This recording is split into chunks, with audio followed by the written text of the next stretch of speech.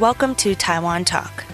I'm Sheree Felice, and this week we have a special extended episode for the 20th anniversary of the September 21st, 1999 earthquake that ravaged Taiwan. Joining me today is Dr. Hong Yuan, Taiwan's former Interior Minister and current Civil Engineering Professor at National Taiwan University. So we're here to talk about the 921 earthquake disaster. Yeah. Can you tell me a bit on a personal level, where were you during the earthquake? Actually, during the earthquake was midnight. At that time, we were running a presidential campaign, year 2000. So we have a late meeting till midnight, so I went home and right after that we have earthquake. Actually, it was a shock because I have never meet such kind of earthquake before. Okay. And you were in New Taipei or Taipei? I was in Taipei.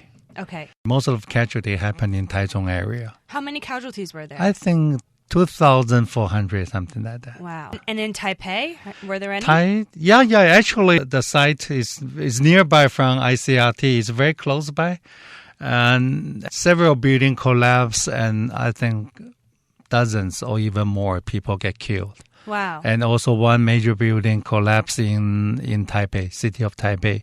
And considering, actually in the big Taipei area, the scale in Taichung is 7.3, and in Taipei only degrees 4 points. What is considered a long duration for the shaking of an earthquake? Actually, 10 seconds, 20 seconds, I think will be fine. Okay. If it's a 30 seconds or more than that, we'll be in big trouble. And also, the scale is one thing. Another one is the depth. If it's probably 30 kilometers, that is a deeper earthquake, then we'll be better off. If we call it shallow earthquake, then the strength will be, the impact will be much bigger. So it depends on the duration, scale, and the depth. Yeah. So the deeper it is, the safer it is. The safer it is. Okay, yeah. All right. How has Taiwan's infrastructure changed since the earthquake? Actually, I used to be the Minister of the Interior, and we have a bureau called House and Urban Bureau, and we will upgrade the construction code. I'm not very particularly worried about a building built after 1999, but I'm very concerned about a building built before 1999. Because the construction code is not as strong. And actually, there are lots of buildings in the neighborhood. They are old, and they are not subject to strong earthquake. But we are talking about millions of the homes. We are not talking about several buildings. So the dilemma we have is how much money government is going to spend. That's why when I used to be the minister, I'm promoting a project called Urban Renewal Project due to disaster management. Because extreme weather condition comes, the earthquake becomes stronger and stronger, and our building is not strong enough. So actually government has to come up with a policy, gradually renew our city. By doing that, we rebuild our building and make the city become beautiful and safer. When you say make the city more beautiful and safer, are you talking about Taipei or all of Taiwan? Actually, all of Taiwan. But the priority is because in Taipei, what I call it is a liquefaction. The potential of liquefaction is stronger in Taipei. Because in Taipei, do you know what was the major earthquake hit Taipei? That was 300 years ago in early Qing dynasty. And ever since we don't have a major earthquake hit Taipei, they told us that the energy we store in our underground is very high. And also in Taipei, this place used to be a lake 300 years ago. That means our groundwater level is very high. So that's why this is, we call it strong liquefaction potential area. Right. And that means there's a medium-scale earthquake, because of soil liquefaction, the impact will be much bigger. That's why the scale for earthquake in September 29, there are so many buildings collapsed in Taipei. So I guess paint me this picture. What would have happened if the earthquake that happened in 921 happened in Taipei? How many people would have died? 35,000 buildings will collapse. Wow. I will say the casualty is talking about maybe 10,000, 20,000. There are lots of the casualties. Wow. That's why I'm very concerned is we have all the eggs put in the one basket. It's very fragile. So we have to do something. Upgrade our building is one thing. Another thing is we should considering moving our capital from Taipei to central Taiwan area. Because it's now 50% of the population of Taiwan live north of Taoyuan. Actually, it's biased. And this area, we cannot afford to have so many people live here. You have 8 million, 9 million people live in the Taipei metropolitan area. So we have a very high house price, traffic jam, air pollution, water shortage, and everything. But if we moved the capital down to central Taiwan, isn't central Taiwan what usually gets hit most with the earthquakes? Actually, by doing that, 3 million people will reallocate. That means the pressure of Taipei will be not that strong anymore. And also the central Taichung area, we just have an earthquake 20 years ago. That means the pressure has been released. And you build a new city, actually you can build a new city according to stronger construction code. So what you're saying is, since the pressure was released 20 years ago in Taichung, another earthquake of that caliber... Another major earthquake is actually the probability will be lower.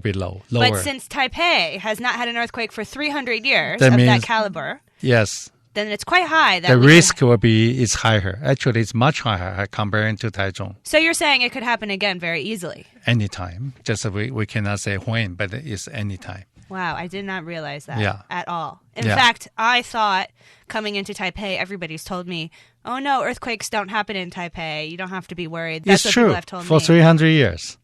But we cannot take the risk. How about evacuation techniques? Is the Taiwan government helping people understand better evacuation techniques if it were to happen again? Yes, actually, not for all the buildings, but for the schools. If people are in their homes, for example, and an earthquake like 921 were to happen, what safety precautions could they take? What should you do? Actually, during the constructions, for example, your bookshelf, how to design your bookshelf, and because this kinds of equipment during the earthquake, it will fall down and people get killed. Right. Just by the falling. Yeah. The computers, your books, and those things they have to fix to the walls. Okay. And then you have to know where you should hide. And for the kids, they have a hat for them, so to protect the hat. Now, most of the elementary schools, they prepare that for the kids, and they can hide under the table. Okay. Things like that. There's a lot of details things actually we should promote. I would say the promotion is still not that popular. So I've noticed that most of the earthquakes, when they happen very early hours of the morning. So No. That depends Am I on. wrong? No. It can happen anytime. It's like the eruption of the volcano. It happen anytime. Anytime. Yeah. Okay. So okay. 921, I would say we are lucky enough it's happened during the midnight Okay. because a lot of building collapse are schools. If happened during the school hours, then there are lots of casualty will happen, and most of them will be kids. Right. So I would say lucky it's during the midnight. Right. Yeah. So I know you said, people should attach bookshelves to their house. Yeah. But say someone doesn't do anything, and say they're in their home, and this happens again at midnight.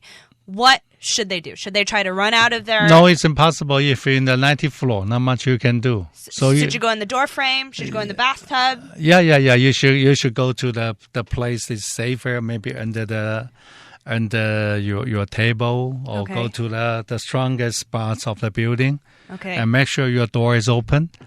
Why? Because when it collapses or it deforms, that means you cannot open the door. Okay. You change the shape. Okay. Make sure your gas is turned off, Because most of the earthquake, the casualty is caused by the fire. All right. I didn't realize that. Yes, by the fire. Because your gas is leaks, and then you will catch fire. Then you did not. People die is not because of the collection; they die because of the fire. So there are lots of standard operation procedures. I see. That means everybody should have this kind of common sense. Okay. All right. So basically, what you're saying is. This could happen anytime. It can be at any time. The same, if not stronger than what happened at 921. Yeah. Could happen in Taipei.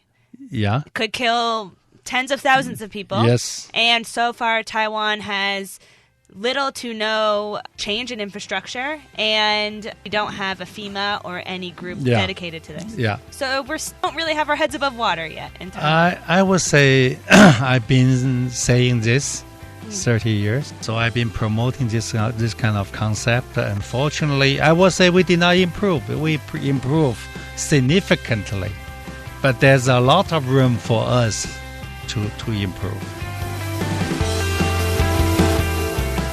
That's it for this week's episode of Taiwan Talk. I'd like to thank Dr. Lee again for joining me. Don't forget to tune in next week for an all-new episode. As always, remember to take care of yourselves.